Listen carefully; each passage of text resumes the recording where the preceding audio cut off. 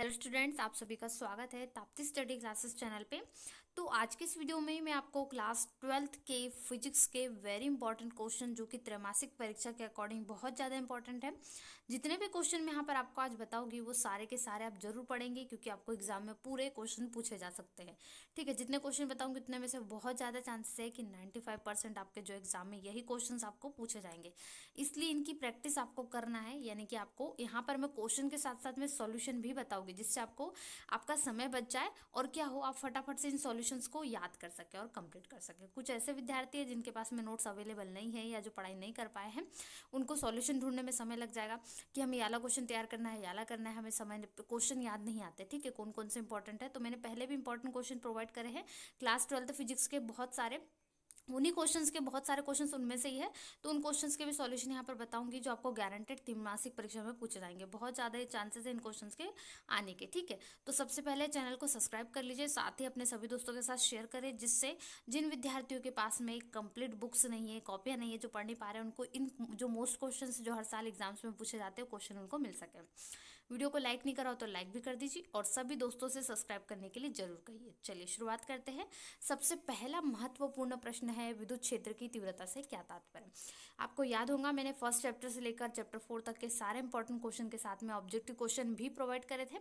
तो 1 से लेकर 4 तक के जितने भी चैप्टर है आपको इसमें से आ रही है चैप्टर 1 का क्वेश्चन है। ठीक है, इसमें अक्षय निरक्षीय स्थिति संबंधित भी क्वेश्चन बताए हैं। तो चैप्टर फर्स्ट की क्लास मैंने यहाँ पर बताई थी, तब वीडियो प्रोवाइड है, वो भी प्लेलिस्ट में जाकर देख लीजिए। विद्युत क्षेत्र की तीव्रता मैंने यहाँ पर समझाया था आपको, इसी प्रकार से इसमें बताया था मैंने कैसे क्वेश्चन बने। चलिए, तो सबसे पहले विद्युत क्षेत्र की तीव्रता, जिसको हम ई से दर्शाते हैं, याद रख लीजिए। क्वेश्चन कैसा बनेगा मैं बताती हूँ, क्वेश्चन कैसा बनेगा। विद्युत क्षेत्र की तीव्रता से क्या तात्पर्य है, इसका विमेय सूत्र या मात्रक लिखे। ठीक है, दोनों में से एक आ सकता है या फिर दोनों भी पूछा जा सकता है, तो आप नंबर कटने के चांसेस ही मत रखिए, दोनों याद रख लीजिए। विद्युत क्षेत्र की तीव्रता की परिभाषा हो जाएगी, इसके बाद इसका मात्रक हो जाएगा और विमेय सूत्र। विमेय सूत्र बहुत सरल है, जैसे M1 टी की पावर -3 और ए की पावर -1। बहुत सरल से आपको विमेय सूत्र इसका याद रखना है, ये हो जाएगा। इसकी परिभाषा नोट कर लीजिए, बहुत बहुत इंपॉर्टेंट है, वार्षिक परीक्षा में भी काम आएंगे। चलिए अगला प्रश्न इंपॉर्टेंट हो। अगला प्रश्न आपको पूछा जा सकता है, विद्युत विभव किसे कहते हैं या विभव। ठीक है, दोनों एक ही होता है, इसमें जो है सुचालक की स्थिति होती है, इसलिए इसको विद्युत विभव भी कहा जाता है या विभव भी। तो एकांक धनावेश को अनंत से विद्युत क्षेत्र के किसी बिंदु तक लाने में जितना कार्य करना पड़ता है उसे उस बिंदु का हम क्या कहते हैं, विभव। इसे V से दर्शाते हैं विभव यहाँ पे। ठीक है, वोल्ट। यदि की आवेश को अनंत से विद्युत क्षेत्र के किसी बिंदु तक लाने में W कार्य करना पड़े, तब विभव कितना होगा, V बराबरी से W/Q। अकेला विभव नहीं पूछते, इसका मात्रक और विमेय सूत्र और ये कौन सी राशि है ये भी पूछा जाता है। ठीक है, ऐसे मात्रक इसका वोल्ट होता है और CGS स्थित वोल्ट। V = W/Q, जहाँ पर W क्या है, वर्ग है यानी कार्य, Q यानी आवेश है। ठीक है, तो विमेय सूत्र ऐसे निकाल लेंगे, M1 L की पावर 2 T की पावर 3 और A की पावर -1। ये विमेय सूत्र नोट कर लीजिए, विमेय सूत्र पे खास ध्यान दीजिए, इसका विमेय सूत्र बहुत बार ऑब्जेक्टिव में बनता है। यही से क्वेश्चन बनेंगे, आपको कहीं बाहर से नहीं बनेंगे। इसके बाद विद्युत सेल क्या होती है, तो विद्युत सेल एक ऐसी युक्ति है जो रासायनिक ऊर्जा को विद्युत ऊर्जा में परिवर्तित करके किसी परिपथ में आवेश के प्रवाह को निरंतर बनाए रखती है। ये हो जाएगा। इसके बाद इसके प्रकार भी चाहे तो प्राथमिक और द्वितीयक सेल है जो रासायनिक ऊर्जा को विद्युत ऊर्जा में कन्वर्ट करती है। इसके बाद और एक है क्वेश्चन जैसे धारिता, तो धारिता किसे कहते हैं, तो यहाँ पर सिंपल से आप इसकी परिभाषा लिख सकते हैं विद्युत धारिता यदि पूछे तो, यदि किसी चालक को Q आवेश देने से उसके विभव में क्या हो, V की वृद्धि हो। तो यहाँ पर क्या होगा, Q कैसा होगा, प्रोपोर्शनल होगा, यानी समानुपाती होगा V के, क्योंकि हम Q का आवेश दे रहे हैं तो V भी बढ़ रहा है। यानी कि यहाँ पर हम अनुक्रमानुपाती का चिन्ह हटाएंगे तो बराबर एक हम संकेत लगाएंगे C, तो C यहाँ एक संकेत हो जाएगा जिससे हम धारी का नियतांक हो जाएगा, जिसे हम चालक की आकृति क्षेत्र पर और उसके चारों माध्यम पर निर्भर करता है, इसे चालक की हम क्या कहेंगे, विद्युत धारिता कहेंगे। ठीक, ये हो जाएगा आंसर। इसके बाद अगला महत्वपूर्ण प्रश्न होगा, या चाहे तो फिर यहाँ पर इसका धारिता कैसे मात्रक है ये भी याद कर लीजिए। जैसे इसका मात्रक क्या होता है, फेराडे, संकेत में हम इसको F से दर्शाते हैं, हो जाएगा, ये भी याद रख सकते हैं। उसके बाद अति महत्वपूर्ण प्रश्न है वैद्युत द्विध्रुव। ठीक है, वैद्युत द्विध्रुव क्या होता है, यदि दो बराबर तथा समान आवेश एक दूसरे से अल्पतम दूरी यानी मैक्सिमम दूरी से स्थित हो, तो इस निकाय को क्या कहते हैं, हम वैद्युत द्विध्रुव कहते हैं। यानी दोनों के बीच की दूरी कितनी है, 2L है। एक आवेश हमने प्लस आवेश लिया और एक Q आवेश लिया, माना दोनों कैसे है, विपरीत आवेश है, इसी कारण एक दूसरे को आकर्षित करते हैं और दोनों के बीच की जो दूरी है वो 2L होती है, तो यही क्या कहलाती है, अल्पतम दूरी वैद्युत द्विध्रुव कहलाती है। ये हो जाएगा उत्तर। इसके बाद और क्वेश्चन है, विद्युत स्थितिज ऊर्जा ये क्या होती है? किसी निकाय में विद्युत आवेशों के विन्यास के कारण एक स्थितिज ऊर्जा होती है जिसे विद्युत स्थितिज ऊर्जा या इलेक्ट्रोस्टैटिक पोटेंशियल एनर्जी कहते हैं। किसी वस्तु में दो कारणों से विद्युत स्थितिज ऊर्जा हो सकती है, अपने स्वयं के आवेश के कारण तथा अन्य आवेशित वस्तुओं के सापेक्ष इसकी स्थिति के कारण। ये आपको क्वेश्चन याद कर लेना है। इसके बाद पराविद्युत पदार्थ क्या होते हैं? तो वे पदार्थ जिनमें विद्युत धारा का प्रवाह नहीं होता लेकिन इन पदार्थों को विद्युत क्षेत्र में रखा जाता है, तो ये विद्युत प्रभाव दर्शाते हैं। इन पदार्थों को हम क्या कहते हैं? पराविद्युत। क्वेश्चन ये बन सकता है आपको 2 अंक 3 अंक में पूछ ले, पराविद्युत पदार्थ किसे कहते हैं, कितने प्रकार के होते हैं। तो पराविद्युत पदार्थों के उदाहरण दीजिए। तो उदाहरण में मोम, अभ्रक, कागज, तेल ये हो जाएंगे। और ये कैसे होते हैं? एक मुक्त या स्वतंत्र इलेक्ट्रॉन नहीं पाए जाते इनमें। इनको बाह्य विद्युत क्षेत्र में रखने पर इनमें कोई भी धारा प्रवाहित नहीं होती है और विद्युत क्षेत्र में रखने पर इनके परमाणु यानी पुनः व्यवस्थित हो जाते हैं। ये आपको पूरा लिखना है। इसके 2 प्रकार होते हैं, एक तो ध्रुवीय पराविद्युत और एक अध्रुवीय पराविद्युत। तो यहाँ पर आप इनके प्रकार भी लिख सकते हैं। एक और प्रकार से आप इसके पराविद्युत पदार्थों को लिख सकते हैं। ठीक है, यहाँ पर जो मैं आपको ज़्यादा क्वेश्चंस के नंबर के जो आपके क्वेश्चन है बता रही हूँ, जैसे 3 से 4 अंक वाले जो प्रश्न है महत्वपूर्ण, वो उसके आंसर्स मैं आपको यहाँ पर प्रोवाइड कर रही हूँ। मैंने यहाँ पर आपको ऑब्जेक्टिव क्वेश्चन जल्दी नहीं बताया है, इसके आंसर भी आपको जल्दी मिलेंगे क्योंकि जो क्वेश्चन है आपको इसको समय लगता है। ऑब्जेक्टिव क्वेश्चन तो आप जल्दी से याद कर लेते हो, परंतु क्या होता है जो आपके लॉन्ग आंसर्स होते हैं इनको याद करने में समय लगता है, इसलिए पहले इनको तैयार कर लीजिए जिससे आपको जल्दी से याद हो जाए। इसके बाद एक महत्वपूर्ण प्रश्न है, अनुगमन वेग किसे कहते हैं, इससे क्या तात्पर्य है। और एक है ओम का नियम क्या होता है, इसको सदिश रूप में किस प्रकार से लिखा जाता है। बहुत महत्वपूर्ण प्रश्न है। भी पहले भी मैंने बताया था ओम का नियम, तो आपको जो मैंने क्वेश्चन लगा उसमें जाकर देख लीजिए, टिक कर लीजिए, वहां पर भी दिया गया। तो किसी चालक में इलेक्ट्रॉन एक नियत औसत वेग से प्रवाहित होते हैं, इस नियत औसत वेग को ही क्या कहते हैं, हम अनुगमन वेग कहते हैं। इसे वीडी से प्रदर्शित करते हैं। जो वेग एक निश्चित रूप से प्रवाह हो वो अनुगमन वेग कहलाता है। फिर ओम का नियम क्या होता है, तो ओम का नियम, इस नियम के अनुसार किसी चालक के सिरों पर लगाया गया विभवांतर उस चालक में प्रवाहित होने वाली धारा के अनुक्रमानुपाती होता है। ठीक है, यहाँ पर जो है सदिश रूप में इसका दिखाया गया। यदि चालक के सिरों पर लगाया गया विभवांतर V हो तथा चालक में प्रवाहित होने वाली धारा I हो, तब प्रदर्शित करने का हमारा क्या होगा, V प्रोपोर्शनल टू I यानी V समानुपाती I के। हम समानुपाती का चिन्ह हटाएंगे या अनुक्रमानुपाती कहेंगे, तो एक नियतांक लगता है, इसको R से प्रदर्शित किया, जहां R क्या होता है, प्रतिरोध होता है। तो ये हो जाएगा आपकी पूरी परिभाषा। चलिए इसके बाद अगला देखेंगे महत्वपूर्ण शंट क्या होता है। वैसे तो ये बहुत जनरली क्वेश्चन है, आपको मालूम होना चाहिए। एक विद्युत परिपथ में जो युक्ति लगती है उसको हम शंट कहते हैं। इसके उपयोग क्या है, जैसे किसी शाखा से होकर जाने वाली दूसरे मार्ग से भेजना। जैसे हमारे घरों में जो बल्ब फिट होते हैं या फिर हमारे घर में जो फिटिंग होती है बिजली की, उसमें क्या होता है, आप घर पे यदि देखेंगे तो कुछ अलग अलग तरीके से जो फिटिंग होती है बिजली की, उसमें यहाँ पर जो लगातार शंट बिठाए हुए रहते हैं। ठीक है, समांतर लगाते हैं, इसे अमीटर में बदला जाता है, तो आप उसको देख के भी अंदाजा लगा सकते हैं। इसके बाद अगला प्रश्न देखते हैं, बहुत महत्वपूर्ण प्रश्न है, समविभव पृष्ठ। जब मैंने आपको इंपॉर्टेंट क्वेश्चन टिक करे थे तब सबसे पहले ये टिक करवाया था, समविभव पृष्ठ किसे कहते हैं। ये लाइफ टाइम काम आएगा, यानी एनुअल में तो पूछा जाना है, इसका डेफिनेटली तय है। तो समविभव पृष्ठ जिसके प्रत्येक बिंदु का विभव समान रहता है, समविभव। नाम से समझ में आ रहा, विभव समान तो कैसा होगा, समविभव, इसी कारण। ठीक है, पृष्ठ याद रख लीजिए जिस पर प्रत्येक बिंदु का विभव समान हो। इसके चाहे तो चित्र बना लीजिए समविभव पृष्ठ का, जैसे 2 समविभव पृष्ठ इसमें प्रदर्शित हो रहे हैं। आवेश क्या है, प्लस क्यू आवेश है यहाँ पर, और ये अलग अलग क्षेत्रों में। ठीक है, तो पृष्ठ एक ही है परंतु यहाँ पर जो दिशा है वो अलग है। इसकी विशेषताएं भी आती है कई बार, 2 विशेषताएं तो मैक्सिमम याद होना ही चाहिए। ठीक है, याद रख लीजिए, समविभव पृष्ठ के प्रत्येक बिंदु पर विभव का मान कैसा होता है, समान होता है।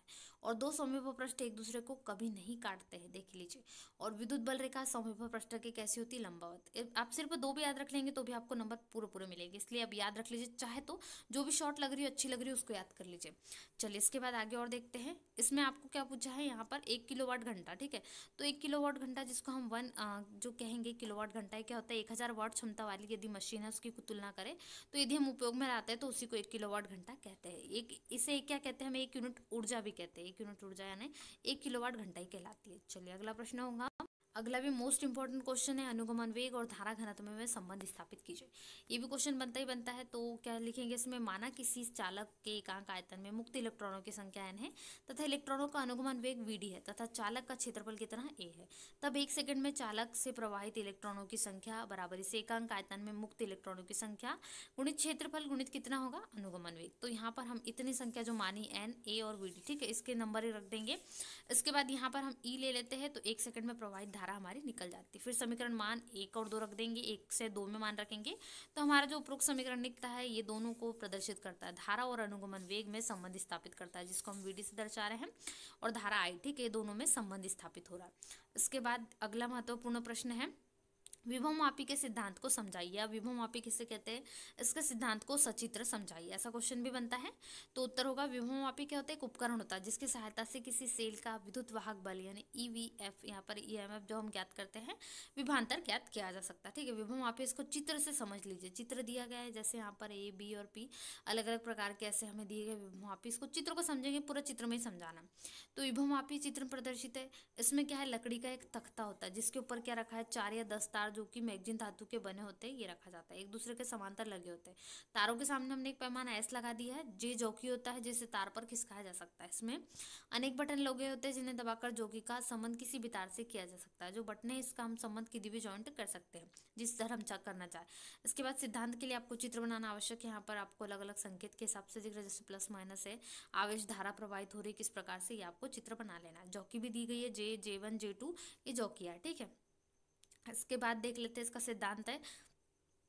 चाहे तो पूरा नोट कर लीजिए, या फिर आप इतना चाहे इसमें जितना याद हो पा रहा है आपको उतनी कोशिश कीजिए। वैसे इसको याद करने की जरूरत नहीं है, क्यों, क्योंकि आप जब चित्र समझोगे तो आप ऑटोमेटिकली लिख दोगे। जैसे ए बी क्या है, एक विभव मापी का तार है, इसकी लंबाई एल है, श्रेणी क्रम में सेल सी कुंजी के तथा धारा नियंत्रक आर एस से जोड़ा गया। कुंजी के को प्लग लगाने पर तार ए बी में से विद्युत धारा प्रवाहित होने लगती है, और चूंकि तार का सिरा ए सेल के धन सिरे से जुड़ा होता है और बी का सिरा ऋण से, इसलिए ए सिरे पर विभव का मान तार के बी सिरे की अपेक्षा अधिक होगा, क्योंकि यहाँ पर प्लस और माइनस की कंडीशन आ रही। तो यही जो होता है ये सब कुछ परिवर्तन, तो ये विभव में होने वाली जो कमी होती है विभव प्रवणता कहती है। तो यहाँ पर विभव प्रवणता की परिभाषा होगी, इसको E इक्वल टू V/L से दर्शाते हैं। इसके बाद और यहाँ पर समरी डिटेलिंग में दी गई है जौकी के बारे में, तो ये भी लिख सकते हैं। तो यहाँ से हमारा फॉर्मूला निकल जाएगा, माना सेल का विद्युत वाहक बल E है तथा संतुलन बिंदु की दूरी L है, तब विभव मापी के सिद्धांत से हमारा क्या हो जाएगा, इसका फॉर्मूला हम निकाल लेंगे। वो कितना निकलेगा, E equal to rho into L निकलेगा। ठीक है, यहाँ पर आपका आंसर हो जाएगा रो इंटू एल। इसके बाद अगला प्रश्न है, संधारित्र का श्रेणी क्रम और समांतर क्रम। हमेशा दोनों अथवा में पूछे जाते हैं, या तो श्रेणी क्रम आएगा या समांतर। ये जब मैंने आपको इंपॉर्टेंट क्वेश्चन लगाए थे तब भी टिक कराए थे। तो उसका यहाँ पर मैं सॉल्यूशन बता देती हूँ कैसे करेंगे। तो यहाँ पर संधारित्र प्लेट के हिसाब से बनाएगा, जैसे चित्र सबसे पहले नोट कर लीजिए। उपरोक्त चित्र में श्रेणी क्रम संयोजन प्रदर्शित। ठीक है, इस संयोजन में प्रत्येक संधारित्र की दूसरी प्लेट को अगले संधारित्र की पहली प्लेट से जोड़ते हैं। तो ये क्रम याद रखना है। जैसे पहली जो संधारित्र है पहली प्लेट से जुड़ना चाहिए। जैसे ये दूसरी, इसकी पहली प्लेट क्या दिख रही है आपको, सामने वाली ये दिख रही है, इसकी भी सामने वाली, इसकी भी सामने वाली फर्स्ट, तो ये प्लेटों से जोड़ा जाता है। ये समरी हो जाएगी थोड़ी सी इसके बारे में, ये नोट कर लीजिए, बहुत इंपॉर्टेंट है। इसके बाद समांतर क्रम भी इंपॉर्टेंट है, परंतु श्रेणी क्रम बहुत सरल है, इसलिए श्रेणी क्रम को याद कर लीजिए। आते दोनों ही अथवा में एक दूसरे के, तो उतना भी टेंशन नहीं है। तो एक आएगा तो भी आपसे बन जाएगा। परिणामी भांतर हम जानते हैं V1 + V2 + V3 is equal to V हो जाएगा। इसको इक्वेशन नंबर 1 दे दीजिए। तो C1 इसी प्रकार से निकल जाएगा, फिर V1 V2 V3 निकाल लेंगे और इन सभी को समीकरण नंबर 2 में रख देंगे। 3 यहाँ पर निकलेगा हमारा समीकरण, अब इससे मान हम 2 में रख देंगे। ठीक है, समीकरण 3 से 2 में, तो हमारा 1/C निकल जाएगा is equal to 1/C1 + 1/C2 + 1/C3। ये कंप्लीट सॉल्यूशन हो जाएगा। इसके बाद में हम जानते हैं ये जो समीकरण निकला है युतक्रम है, इसके कारण युतक्रम के योग के बराबर होता है। जो हमने प्रूव करा है इसी को शब्दों में यहाँ पर लिख देंगे, ये क्वेश्चन कंप्लीट हो जाएगा। उसके बाद मोस्ट इंपॉर्टेंट क्वेश्चन है, विद्युत द्विध्रुव के कारण अक्षीय स्थिति में किसी बिंदु पर विद्युत विभव के लिए व्यंजक ज्ञात निगमित कीजिए या ज्ञात कीजिए। तो एक चित्र से भी आप इसको समझ सकते हैं। इसमें एक विद्युत द्विध्रुव ए बी है जिसके आवेश प्लस क्यू और माइनस क्यू है। इनके बीच की दूरी कितनी है, 2a मीटर है, और द्विध्रुव ऐसे माध्यम में रखा है जिसका पराविद्युतांक कितना है, k है। तो ये पराविद्युतांक k, देखिए यहाँ पर ये चित्र दिया गया है, चित्र के माध्यम से इसको समझ लीजिए।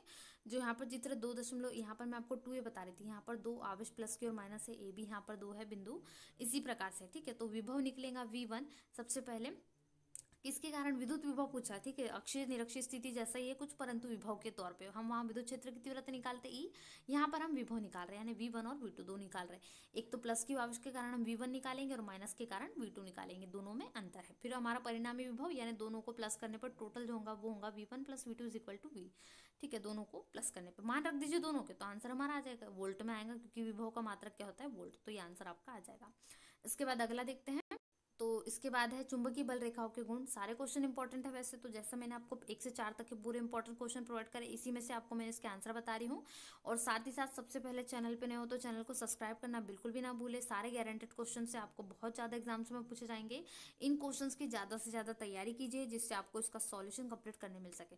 इनको लिखकर करने की कोशिश कीजिए। यदि आप लिखकर प्रैक्टिस करोगे तो लिखते लिखते आपको याद हो जाएगी, या वीडियो को सुनने की कोशिश कीजिए ध्यान से, जिससे आपको सुनते सुनते भी बहुत कुछ समराइज हो जाएगा। इसलिए सुनना भी आवश्यक होता है, ध्यान से मन लगाकर सुन लीजिए। तो चुंबकीय बल रेखाओं के गुण क्या होते हैं? एक दूसरे को कभी नहीं काटती है, चुंबक के बाहर उत्तरी ध्रुव से दक्षिणी ध्रुव तक जाती है, और चुंबक के अंदर दक्षिणी ध्रुव से उत्तरी ध्रुव तक। उल्टा लिख लीजिए, ठीक है, अपोजिट याद रख लीजिए। चुंबकीय बल रेखा जहाँ सघन होती है वहाँ चुंबकीय क्षेत्र की तीव्रता अधिक होती है, और जहाँ विरल होंगी वहाँ कैसी होगी? तीव्रता कम होगी, यानी इस पर निर्भर करती है। उसके बाद है लंबाई में सिकुड़ने का प्रयास करती है चुंबकीय बल रेखा है, और चुंबक के अंदर भी कैसी रहती है? विद्यमान रहती है। और भी है इसके, वैसे तो आपको 2 से 3 याद हो गए तो भी यहाँ पर प्रॉफिट मिल जाएगा। इसके बाद अगला प्रश्न है, वांडीग्राफ जनित्र क्या होता है? ठीक है, इसको सचित्र समझाइए, सिद्धांत को चित्रित समझाइए। सिर्फ चित्र ही 2-3 अंक का आ जाता है कई बार, इसलिए इसकी एक एक चीज को नोट कीजिए। वांडीग्राफ जनित्र का जैसा आपको चित्र दिख रहा है इसको बना लीजिए, या फिर आपसे और सुंदर बन सकता है तो बिल्कुल बनाने की जरूर कोशिश कीजिए, पर चित्र पे ध्यान न देते हुए इसकी समरी को याद रखिए वांडीग्राफ जनित्र को। फिर भी आपको चित्र भी नोट करना होगा, चित्र पर भी नंबर बहुत ज्यादा मिलते हैं। हमेशा चित्र बनाते टाइम एक चीज नोट कीजिए, चित्र में कुछ काटा पीटी नहीं होनी चाहिए, चित्र एकदम साफ और सुंदर बनना चाहिए। देखने से ऐसा प्रतीत नहीं होना चाहिए कि कहीं भी काटा या पीटी हुई है या हमने उसको डबल किया है, ठीक है, ओवर राइटिंग नहीं होना चाहिए। ये वांडीग्राफ जनित्र का चित्र हो जाएगा। इसकी थोड़ी डिटेलिंग कर सकते हैं, जैसे उपरोक्त चित्र में हमें कौन सा चित्र प्रदर्शित है? वांडीग्राफ। इसमें धातु का गोला ऐसे जो पीपी पर टिका हुआ रहता है, 2 स्तंभ है P1 और P2, ठीक है, 2 घिरनियां इसमें बनाई गई, P1 P2 घिरनियां, और रबर का बना एक बेल्ट गुजरता है इससे, और C1 C2 धातु की 2 बनी कंघियां होती है, जिससे हम C1 को फुहार कंघी और C2 को संग्राहक कंघी कहते हैं। नाम भी याद रखना है। इसके बाद में और डिटेलिंग कर दीजिए, जैसे यहाँ पर दिया गया है विसर्जन कार्यविधि लिखना है, ठीक है। कार्यविधि कई बार नहीं पूछते, परंतु आपको नॉलेज होना चाहिए, यह कभी पूछ ले तो इसलिए ये कार्यविधि। उसके बाद उपयोग, उपयोग ये दोष तो इंपॉर्टेंट है, कई बार वांडीग्राफ जनित्र के उपयोग आ जाते हैं अलग से या सेपरेट में दोष आ जाते हैं, तो इस पर भी नंबर नहीं कटना चाहिए, सब याद होना चाहिए। वांडीग्राफ जनित्र का हम उच्च विभव प्राप्त करने के लिए और न्यूट्रॉन ड्यूट्रॉन आदि कणों को त्वरित करने में। और दोष है क्योंकि ये बहुत बड़ा है तो असुविधा होता है थोड़ा, और उच्च विभव के कारण थोड़ा डेंजरस हो सकता है। चलिए आगे और क्वेश्चन, सिंपल सा 2 अंक का रेखीय आवेश घनत्व किसे कहते हैं? इसको परिभाषित कीजिए, या इसका सूत्र लिखिए। तो एक जब आवेश का वितरण एक रेखा अथवा सीधी अथवा वक्र के अनुदिश होता है तो प्रति एकांक लंबाई आवेश की मात्रा को हम रेखीय आवेश घनत्व कहते हैं, ठीक है, परिभाषा हो गई। और रेखीय आवेश घनत्व लैम्डा का मात्रक क्या होता है? कूलाम प्रति मीटर होता है, यानी कि सेंटीमीटर इनवर्स इसको हम कहते हैं। तो यहाँ पर कूलाम, ठीक है, सेंटीमीटर इनवर्स नहीं है, C फॉर क्या है यहाँ पर? कूलाम, और M फॉर क्या है? मीटर, तो कूलाम मीटर इनवर्स है, कई बार कंफ्यूजन हो जाता है। चलिए आगे देखते हैं, विद्युत फ्लक्स किसे कहते हैं? ये आपको 2 से 3 अंक में तो क्वेश्चन बनेगा ही बनेगा। कितने प्रकार का होता है ये तो नहीं पूछते, परंतु विद्युत फ्लक्स किसे कहते हैं इसको विस्तार से समझे, ऐसा क्वेश्चन आता मतलब प्रकार पूछा ही पूछा है, क्वेश्चन में भले डिनोट नहीं है। तो एक किसी पृष्ठ में लंबवत गुजरने वाली कुल बल रेखाओं की संख्या को विद्युत फ्लक्स कैसे इसे फाई ई से प्रदर्शित करते हैं, याद रख लीजिए। और विद्युत फ्लक्स कितने प्रकार का होता है? विद्युत फ्लक्स 2 प्रकार का होता है, एक तो धनात्मक होता है और एक ऋणात्मक होता है। और धनात्मक विद्युत फ्लक्स क्या होता है? किसी पृष्ठ से गुजरने वाली विद्युत बल रेखा बाहर की ओर जा रही हो, ठीक है, बाहर की ओर जा रही हो, ये फ्लक्स है, इस फ्लक्स से पूरी बाहर की ओर रेखा जितनी भी जा रही है ये सारी क्या कहलाएंगे? धनात्मक विद्युत फ्लक्स। और जो अंदर आएगी तब विद्युत फ्लक्स कैसा होगा? ऋणात्मक होगा। देखिए यहाँ पर आपको एक जो दिया गया है सिंपल सा उदाहरण, इसको देख लीजिए, चित्र से समझ लेंगे तो पूरा आ जाएगा। और जो बाहर अंदर की ओर आएंगी वो क्या कहलाएंगी? ऋणात्मक विद्युत फ्लक्स। तो ये चित्र से समझ लीजिए, सदिश रूप में ये नोट है, इसको याद रखना है, इसको लिखना भी नहीं है आपको, परंतु याद आपको नोट हो जाएगा। इसके बाद और महत्वपूर्ण क्वेश्चन है कूलाम का नियम। यहाँ पर हर बार पूछा जाता है कूलाम का नियम, वेरी इंपॉर्टेंट है, कभी भी छूटता नहीं है, हर साल पूछा जाता है, कोई ना कोई छोटे फॉर्म में पूछा जाएंगे, इसकी परिभाषा आ जाएगी, कुछ ना कुछ इसका पूछा जाता है, तो अभी से याद कर लीजिए। तो क्या होता है कूलाम का नियम? इस नियम के अनुसार किन्हीं 2 बिंदु आवेशों के बीच लगने वाले आकर्षण या प्रतिकर्षण बल का मान दोनों आवेशों के गुणनफल के अनुक्रमानुपाती और उनके बीच की दूरी के वर्ग के व्युत्क्रमानुपाती होता है। बहुत सरल है, इसको मैंने समझाया पूरा डिटेलिंग में, चाहे तो डिस्क्रिप्शन में लिंक है वहां से जाइए और कूलाम का नियम कंप्लीट कर लीजिए। तो कूलाम के नियम में Q1 और Q2 यहाँ पर आपको 2 आवेश दिए गए हैं और उनके बीच की दूरी कितनी है? R है। तो इसी प्रकार से जो दिया गया है चित्र में वही लिख दिया, Q1 Q2 आवेश है और बीच की दूरी R है। समीकरण 1 और 2 बन गए, यहाँ से दे दिया हमने। अब समीकरण 1 और 2 से दोनों को कंबाइन कर दिया, क्योंकि आवेश है बल है तो यहाँ पर दोनों कंबाइंड हो गए। और ऐसा ही पद्धति से जब दोनों बिंदु के आवेश के बीच का माध्यम वायु या निर्वात हो तब क्या निकलेगा? तब यहाँ से इसका मान निकल जाएगा। कई बार इतना ही क्वेश्चन पूछा जाता है तो ये भी अलग से सेपरेट कई बार पूछ लेते हैं, याद रख लीजिए। फिर समीकरण 3 और 4 से फिर हम सीजीएस पद्धति में निकालेंगे इसका, जब वायु निर्वात का हो, लेकिन के का मान यहाँ 1 होगा, तो अब के अलग हो जाएगा यानी 1, तो ये इक्वेशन नंबर 5 आ जाएगी। एकांक आवेश भी निकाल लेंगे, एकांक आवेश का जो अलग से परिभाषा पूछ जाती है, तो इतना मान आवश्यक होना चाहिए एकांक आवेश के लिए, यानी R की 1 मीटर हो जाएगा और Q1 Q2 दोनों बराबर होंगे Q के, और F का बल का मान तो न्यूटन में रहेगा। समीकरण 4 में हम यहाँ पर पूरा मान रख देंगे जो जो हमारे आए हैं। तो समीकरण 4 से मान रखने के बाद हमें Q = ±1 यानी 1 निकला है, तो आवेश एकांक हो गया।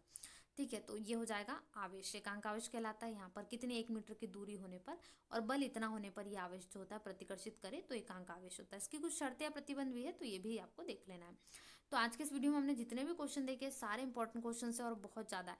वार्षिक तक के इनको तैयार कर लीजिए, इतने इंपॉर्टेंट है। आप इनको जितने बार पढ़ेंगे उतने बार आपको एग्जाम में आएंगे। मतलब आपको हाफ ईयरली के साथ साथ त्रैमासिक, अब हाफ ईयरली, प्री बोर्ड और वार्षिक तक के पूरे 3 टाइम्स लगभग आपको क्वेश्चन मिलेंगे। रिपीट क्वेश्चन है, सारे के सारे इंपॉर्टेंट क्वेश्चन हर बार रिपीट होते हैं, कोई ना कोई एग्जाम में मिलते हैं। इसलिए इसका सॉल्यूशन भी मैंने आपको कंप्लीट करवा दिया, जिससे आपको बार बार आपको अब इंपॉर्टेंट क्वेश्चंस के लिए छाटना भी नहीं पड़ेगा। सीधे आप इन वीडियोस से कंप्लीट कर लेंगे, नोट्स को कंप्लीट कर लेंगे, जिससे आपको कोई भी दिक्कत नहीं जाएगी। चलिए मिलते हैं नए वीडियो में, तब तक वीडियो को लाइक शेयर करना बिल्कुल भी ना भूलें। अपने सभी दोस्तों के साथ वीडियो को जरूर शेयर करें। अपने सभी दोस्तों से भी कहिए चैनल को सब्सक्राइब करने। यदि आपने अभी तक चैनल सब्सक्राइब नहीं करा तो जल्दी से कर लीजिए। वीडियो को लाइक नहीं करा तो वीडियो को लाइक भी कर दीजिए। तो मिलते हैं ऐसे नए वीडियो में, और सभी विषयों के कंप्लीट सॉल्यूशंस के लिए चैनल को जरूर सब्सक्राइब कर लीजिए। मिलते हैं ऐसे नए वीडियो में। Thanks for watching.